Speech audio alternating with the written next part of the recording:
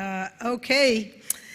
The last presentation of this morning is a great pleasure for us, I think much awaited for all of us. William Leonard Pickard, and his title of his presentation is Underground Histories and Overground Futures.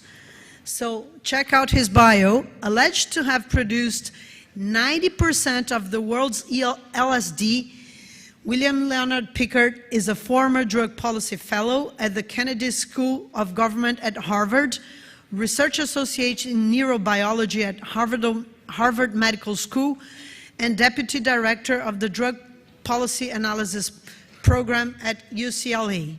He recently was released from federal prison and 2 life sentences without the possibility of parole after 20 years in a maximum security environment. He's the author of The Rose of the Paracelsus, Italian translation published in 2020 by Mondadori Milan. Thank you so much for releasing him back to the world. Welcome to the Horizon stage.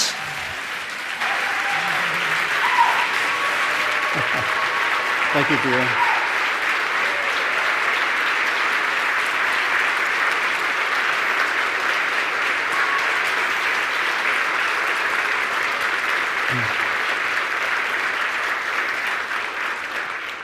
Thank you, Bia.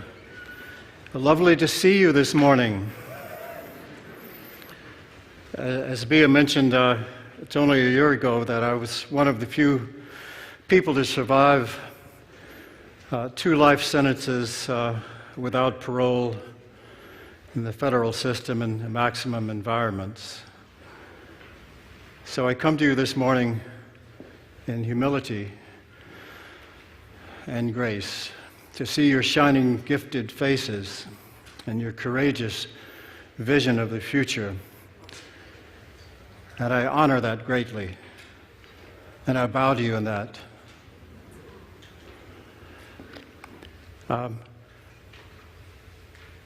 That all said, my dear friend Hamilton, you can cue this. Yes. My dear friend Hamilton just did a wonderful review of synthetic chemistry. I won't go into those sort of details with you. This would be more historical.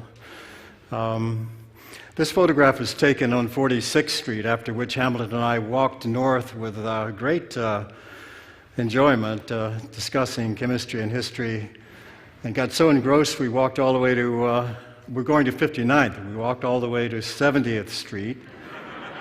Realized we'd made an error and started walking back, but got so similarly engrossed we walked to 30th Street. And then finally made it back to 59th after 4 hours. Hamilton said his legs ached for days, so.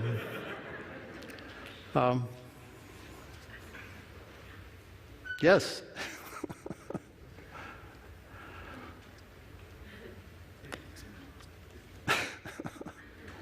Oh, I'm so sorry. This is going on behind me, isn't it? I can't see it on the monitor in the front. I'm sorry, the cue won't work. Could you repair? Oh, there we are. Here we are in San Francisco. Hamilton's discussing his favorite auditory psychedelic, DIPT. A field 21 years ago in which I was driving a convoy with arguably a very large LSD lab, a red light behind, sirens, realizing this was not a routine traffic stop. I stopped the car, opened the door, bolted, and ran. It was pitch black night, November, Kansas, icy. DE agents everywhere suddenly, running rather like a marathon down icy streams, branches tearing in my face, eluding the bloodhounds, just like in the movies. Finally realizing in a quiet space the distant DEA groups, and realizing I had momentarily been free. This went on all night, the coldest night one could possibly imagine, until a difficult dawn. At each dawn thereafter, one died, of course. A dawn, and the humming on the horizon growing louder and louder of police helicopters searching with infrared downed scopes, and I was hiding in a cement tunnel so they couldn't see my warm body against the cold ground, and circling, 250 house manhunt, news bulletins, and finally found a isolated farmhouse in which to hide. But a dog discovered me and began barking. Calls went forward, and suddenly there were great fleets of sheriffs chasing me through slushy fields, guns drawn, hopefully not firing, and suddenly I was on my knees, service revolver against my skull, and someone saying he was going to blow my brains out. And this is for synthesizing LSD. Well, that was sort of the end of a story of an era, but the story of the earlier era you might find most interesting. It began arguably with a young high school student in Kentucky. Oh, we don't recognize this because it's extremely rare. A gift from the family, Ronnie Stanley, of Augustus Owsley Stanley III, fondly known as Bear, in his high school years in Kentucky, the son of a Kentucky senator, who went west and became illuminated in the special years 65, 66, and began doing his syntheses of LSD, the great batches of Blue Cheer and the Double Dome 800 microgram White Lightnings. Here's Bear in the airport with a promising musician, but he'll never go anywhere. And Bear building the wall of sound for the Grateful Dead, and the microphone system which failed yesterday, but happily is working today.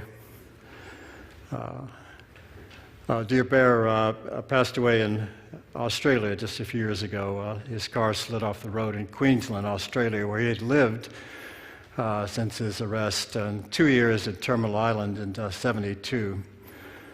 Bear in his lifetime synthesized 400 grams of LSD, about 1 million doses, and distributed in Northern California the first big wave, the first big deployment, distribution of LSD throughout Northern California, Southern California, New York, and into Europe.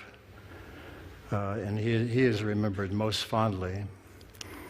But Bear taught others. And among the other, for the women, it wasn't Bear's acid, it was a woman's acid. Melissa Cargill, an undergraduate at the University of California, knew the organic chemistry. Bear might have been a little thin on the topic. Melissa instructed him in the Garbrek method, now an antique method, but at that time, the process of choice. And Bear did very well with it, but it was Melissa that brought you the initial revolution, a woman.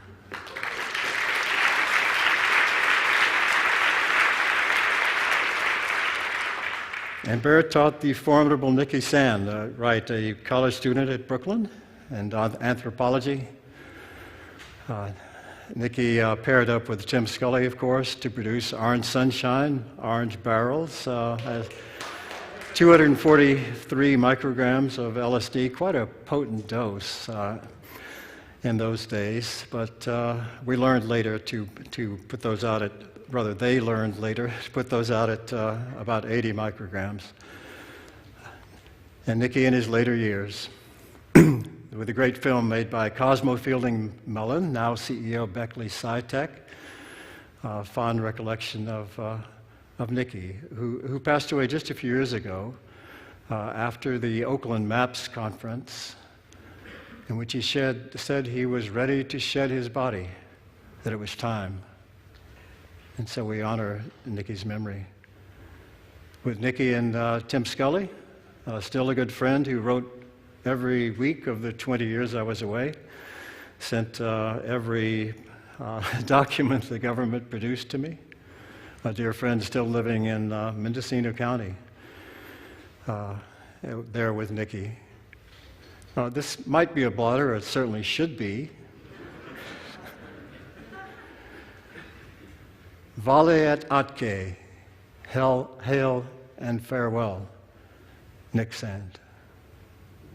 But Nikki's teacher and mine, and perhaps one of the most influential people, was our beloved Sasha in his lab in West Lafayette, California. Yes.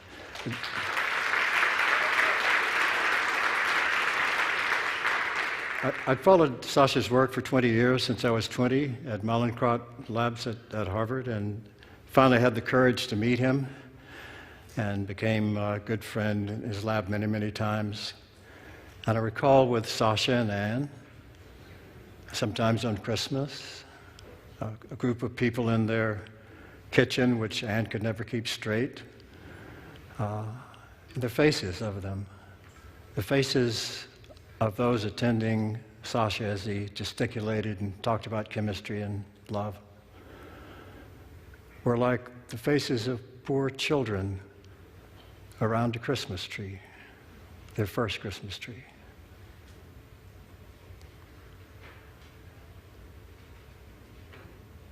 Dear friends, Sasha would always advise young and upcoming researchers, students, get that PhD.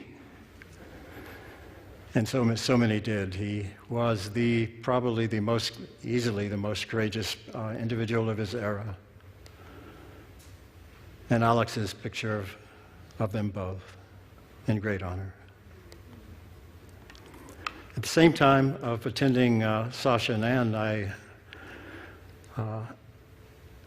after the '88 bust at Terminal Island, I did 5 years before the last bust. A quarter of my life has been spent incarcerated. Half my adult life is in a cage.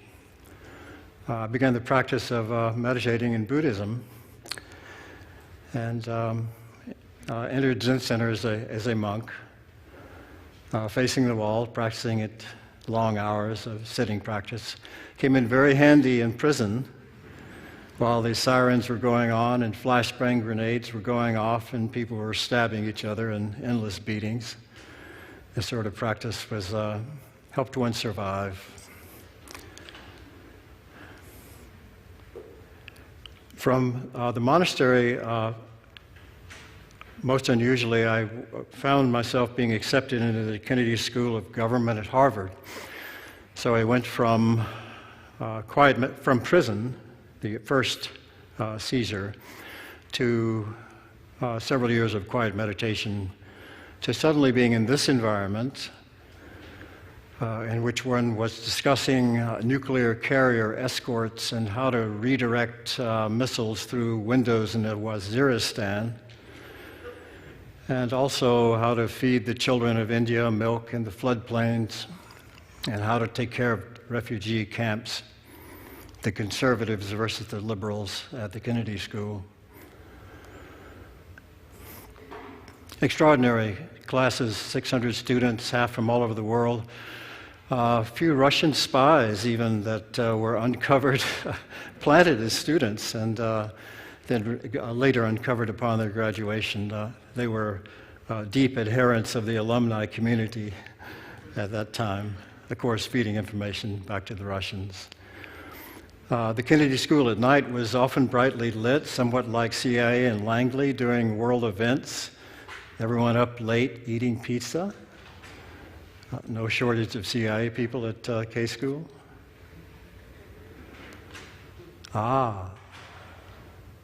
But during this time, according to the American government, the drumbeat went on, and some lab was producing 10 million doses a month, distributing it across the United States and Europe and throughout the world. And indeed, was only one of several, perhaps as many as 6, that were doing so at the time. But there's a little story behind this particular blotter. Most of the large acid labs are just producing large quantities of crystal, but occasional small batches of blotters were made for personal reasons. The personal reason behind this one, which is Escher's bond of union, was love. The individual who made it, I can't say who, loved a woman in San Francisco, an abstract impressionist, and did this to demonstrate his feeling, and did this one to demonstrate his feeling. These issues went out in 1988. The woman, deeply involved in mescaline in her later years, devolved into cocainism, and we lost her. But things happen in the psychedelic world at these levels, often purely motivated by matters of the heart. Perhaps it's a good thing to remember. So at the Kennedy School is an unsung hero of the psychedelic era, and that would be Mark Kleiman, professor of criminal justice and also here at NYU. A dear friend who spoke to me monthly for 20 years. Mark was also Rick Doblin's mentor, as well as mine for Rick's PhD thesis, and was very much instrumental in the early formation of maps and the design of maps. Mark was a former policy expert for the Department of Justice and knew all the ins and outs of regulation, and advised that private donors be found for private research. Hence, we have this wonderful new revolution. A lot of it goes to, among us here today, the unknown Mark Kleiman, an unsung hero. Mark passed away 2 years ago. Farewell. Dear Mark. Well, under Mark Kleiman, I personally was charged with anticipating the next major drug of abuse. What's coming down the road? What rough beast was coming toward our Bethlehem? And looking at the syntheses of numerous compounds, I realized that an esoteric drug few people had heard of other than anesthesiologists at the time was the now dreaded fentanyl. The ease of synthesis, the ubiquity of precursors, occasional sporadic small labs that would kill 10, 50, 100 people, a little outbreak in Moscow. I proposed to the UN drug control program at the time and flew to Vienna that this would be a monster one day because someone without scruples would synthesize large quantities. I thought in Russia, but it turned out to be Mexico and China. And particularly difficult was its analog carfentanil, 4,000 times the potency. So that one suitcase synthesized by one individual in a remote lab in one setting would be the annual equivalent of the world's heroin supply for 1 year. That's a particularly dangerous situation. But presenting this idea that fentanyl would be a problem one day in 1996 was considered speculative and met with little response. But fortunately recorded in journals and slides and presentations around Cambridge. I advised the UN that the important point would be to control the precursors, particularly NPP and ANPP. If these could be controlled, then itinerant rogue chemists, usually poorly trained throughout the world, would not be able to make this stuff. That went, no one listened. That was 96. It was only in 2017 that they were made illegal and controlled worldwide. But while all this was going on, there was the relentless drumbeat of acid production throughout the world. And in the Kansas event, the DEA thought initially that that was a fentanyl lab in Kansas, and so dressed accordingly. This is not an actual photograph, because DEA teams in investigating fentanyl and LSD labs wear full protective moon suits. You can't have even a piece of skin showing. In the 88 lab, there were moon-suited agents dismantling it, but one morning, after working all night to do so, one of the agents took off his moon helmet and wiped his forehead with the back of his hand. Right, and went off for a few days on quite an experience. Nothing that could be resolved with a warm shower and a little Valium. Right.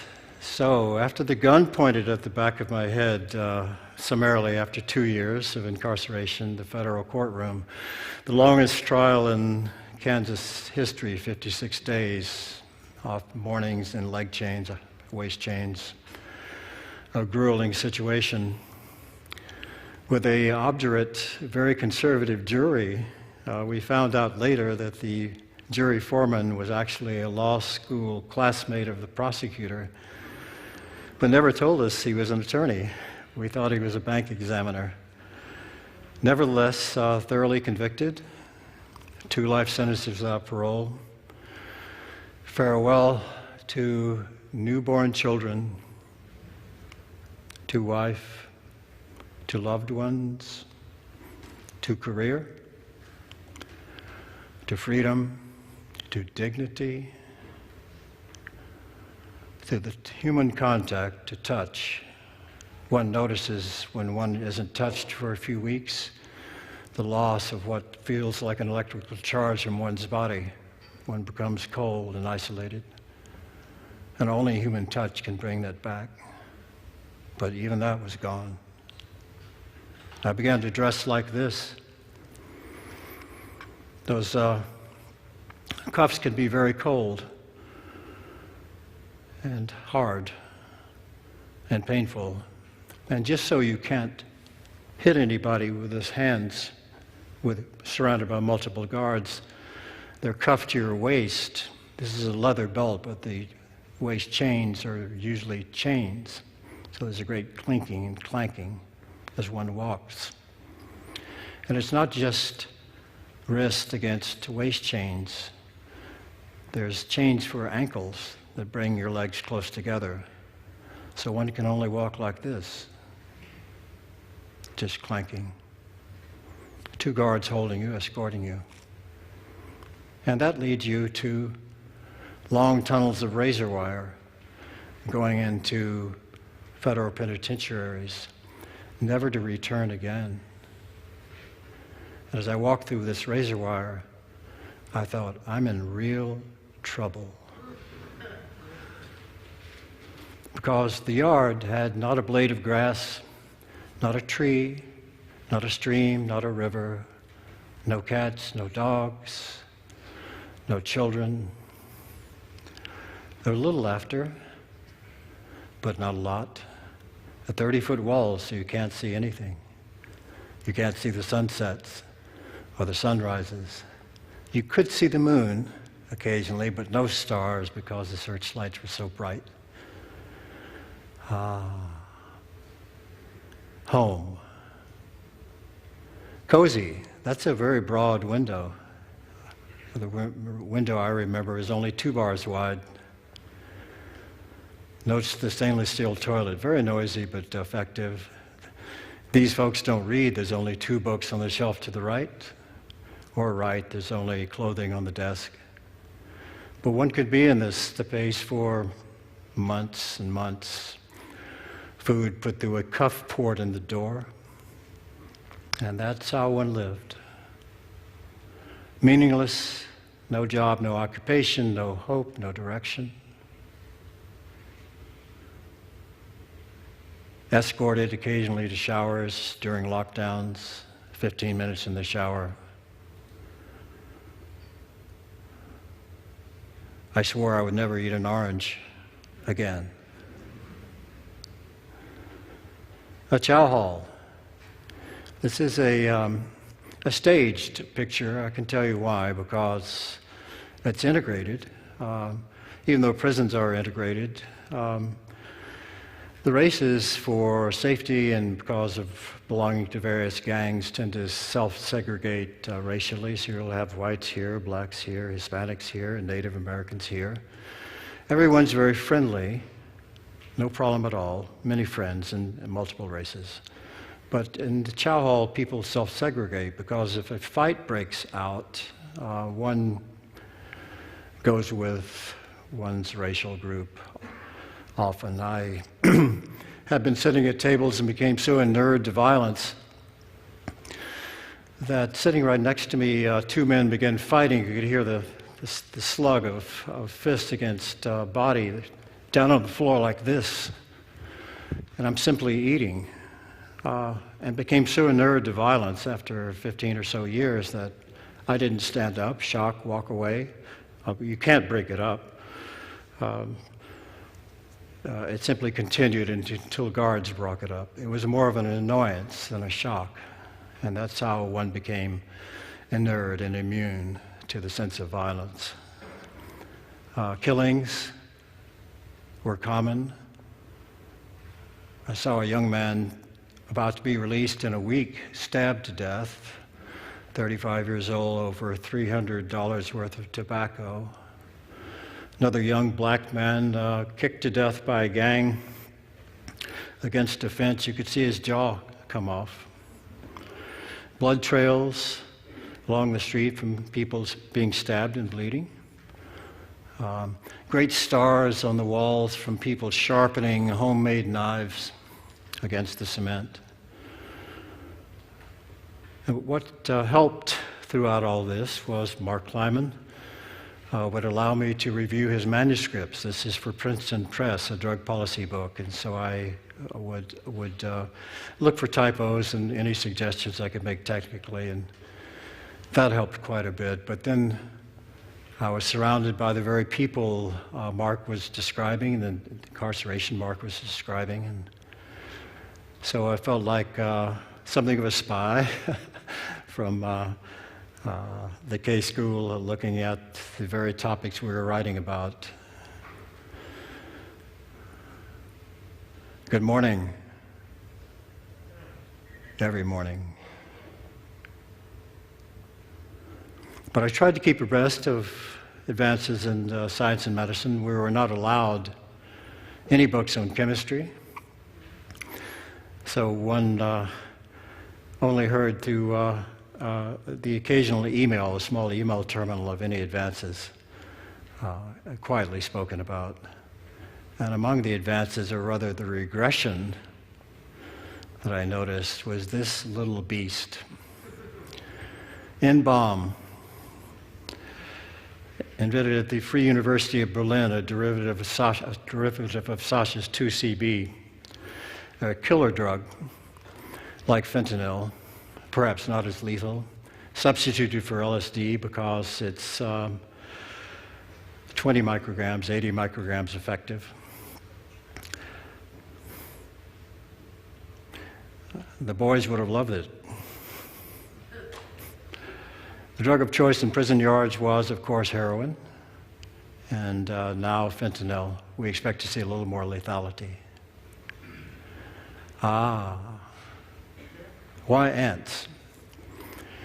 Because in the absence of living things, men have a yearning for any pets. Tarantulas, for example, collected from the desert. Pigeons, mice on little cardboard running wheels are collected. But my favorite, I think, and also mine, was the ants. Men doing multiple life sentences tend to have 1,000-yard stares. You can see it in their eyes, the hopelessness.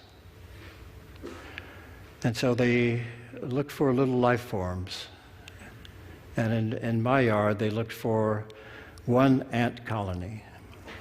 And so you would have men in their 50s, 60s, 70s, big strong men with dead eyes, standing around at sunset with bits of bread they had stolen from the chow hall in their pockets and rolled in little balls to feed the ants. It's rather like the Hindu cult that worships ants. The occasional inmate would come along and mash out the ant colony, but the ants would come back, and people cherished their moments with the ants and would bring them orange peels and little apple peels and sugar treats and what have you. But that is the loss of the human spirit, the degradation, and yet the nobility of the courageous heart under the most oppressive conditions, always shining through. And that was beautiful to see, beautiful to see. In all those years, I saw only one man cry, although in our hearts we cried often. But what to do about that? How do you live under those conditions? You can't grab the fence, or you can, but a spotlight would shine on you at night until you released it. Stand back 15 feet. And you go home to this actual cell.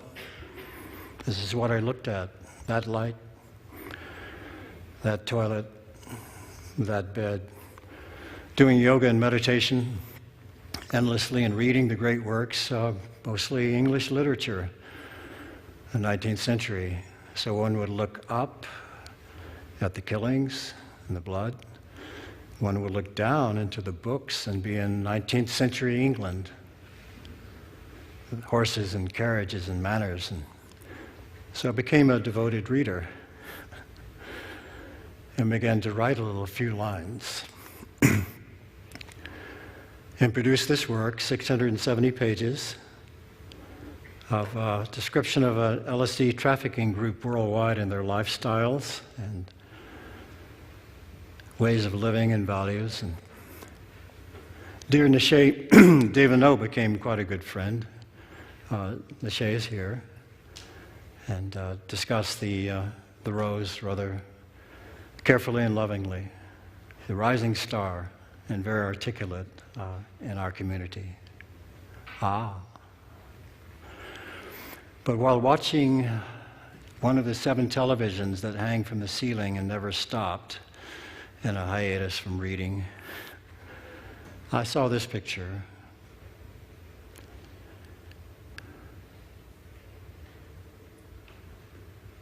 How are you doing on that? Mother and father, front seat, child, still conscious, in the back seat. This was 2015.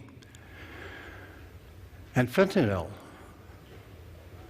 began to raise its head and killed, from being an unknown drug, 100,000 people that year, 100,000 people the next year, and now worldwide with the same figures and proliferating.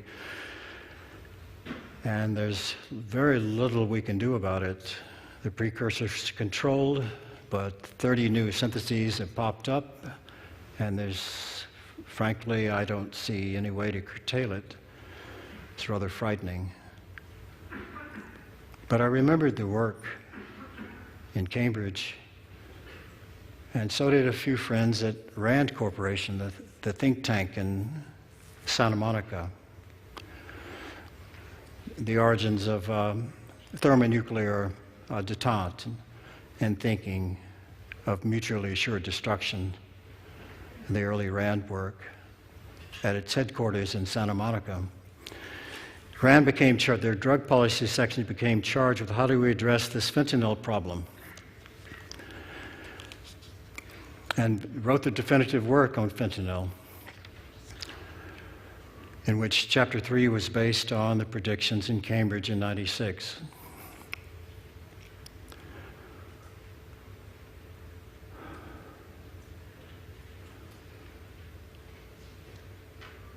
The production of that work was presented to the judge in my case, and even though I was released upon compassionate release, it probably was influential, the early prediction.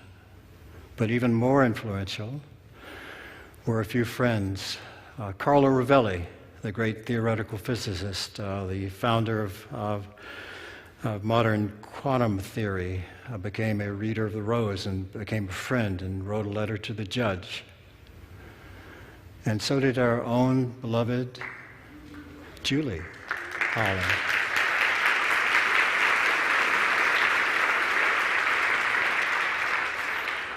I, in a way, owe Julie my life. And dear Princessa in England came forward. These letters went to the judge,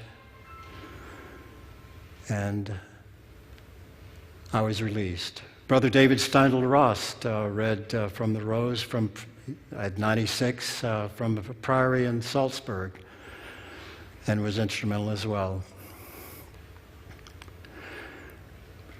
But in closing, I remember the men. All these men are serving life without possibly a parole for non-violent drug offenses. In the lower left, the young man is Ross Ulbricht, developer of Silk Road, the Bitcoin trading platform, serving life. His mother and I are in touch. You can find out about Ross by going to freeross.org. We walked the track for the last year. I was there, spoke daily as a gentle, loving soul, very meditative, brilliant, creative thinker who will die there without your help. freeross.org.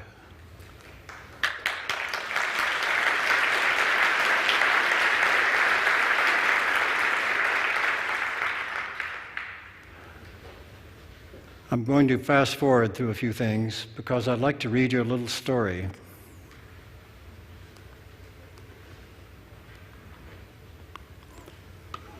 People often ask, well,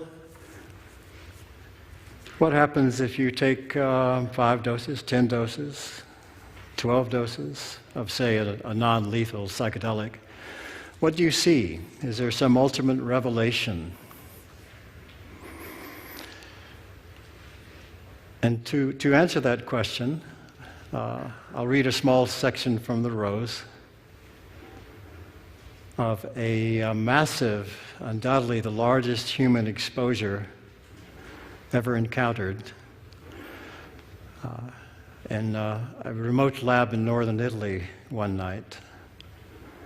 An individual, I can't say who, was standing on a rack decanting 10 million doses at 3 in the morning, Gregorian chant playing, red light on, elixirs under argon, fires and votives burning, and the glass slipped, and 10 million doses in a solvent that quickly penetrates skin breathed through the individual skin. He fell into his back, screaming, because he thought he would have seizures or die that night. But we couldn't call an ambulance, of course, because that would mean life in prison. He thought he might survive. Let me read to you that report to conclude. I somehow stood from the bath of LSD. I somehow stood praying, please God. I hung on the shower head with water over my face, carried by the river of life to the eternal Mother Ocean. He's tripping heavily now, deeply. The hiss of waves on beaches of worlds without end. And trembling, I carefully bathed, ritually cleansing, then managed to dress in an old work shirt and jeans, somehow moving about the rooms, all billowing wildly in the currents of mind. I refreshed the votives, lit incense, and gave thanks for for my life, which was passing. Yes? I crawl to a veranda on this summer night in northern Italy. The villa had an oceanic view, as we prefer for sights. Against the wall, resigned to fate, I sat with legs crossed, hands in prayer, gazing now and then at the spectacle before me. What did you see or experience?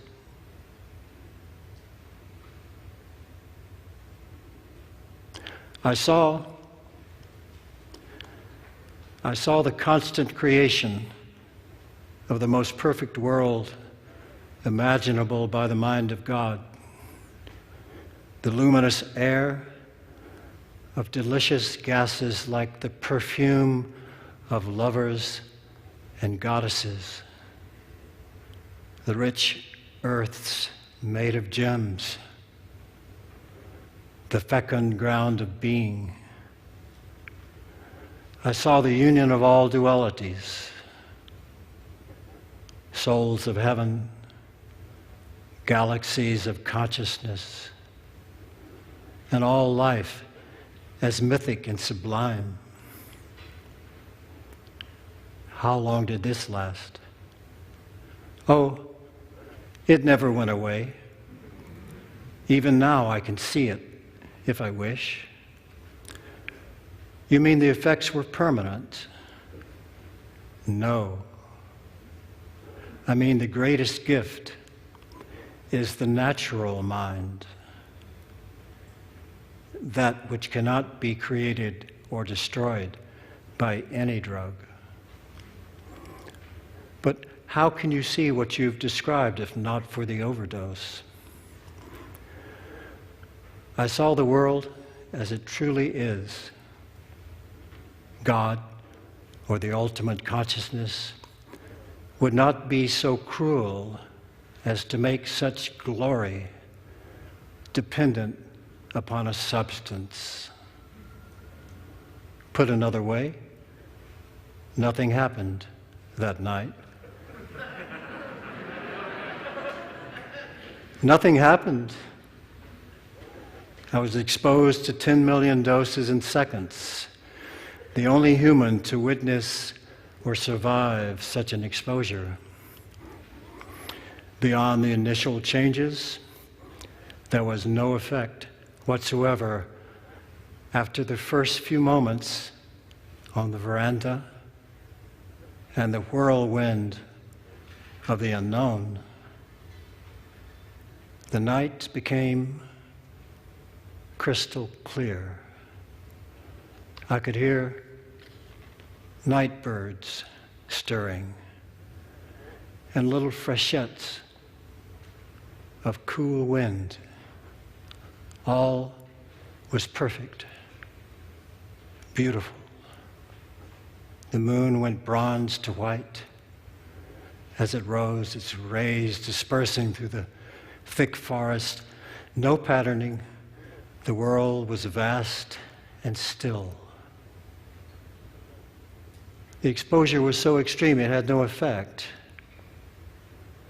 Yes, by contrast, a milligram or a few hundred doses would have been overwhelming. I would have writhed in rebirths for many hours. I was saved that night by grace alone. Then the ultimate vision was our own mundane, magical world? Yes, that's it. Perhaps the event was a reminder that we all already have that which we seek. Ultimate intelligence, ultimate beauty, universal peace, the final comprehension, ultimate love. What did you do? With humility and gratitude, I reflected on this great teaching of enlightenment as the moment one recalls the divinity of normal mind, knowing it for the first time. And I looked to the forest in the moonlight, not moving through the night as the earth turned to day. After final prayer, rested for a few hours, decontaminated the site with care, performed esoteric acts, ceremonial purification, smudge sticks, candles, incense, prayers, running kilometers each night, restoring physical energy. Then with our formal traditions, prepared the next batch.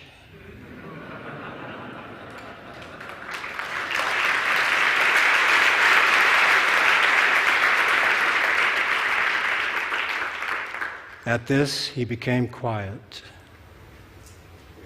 We sat in meditation until the wind receded. The tranquil evening drifting in upon us like a black silk gown at the commencement of understanding. Thank you.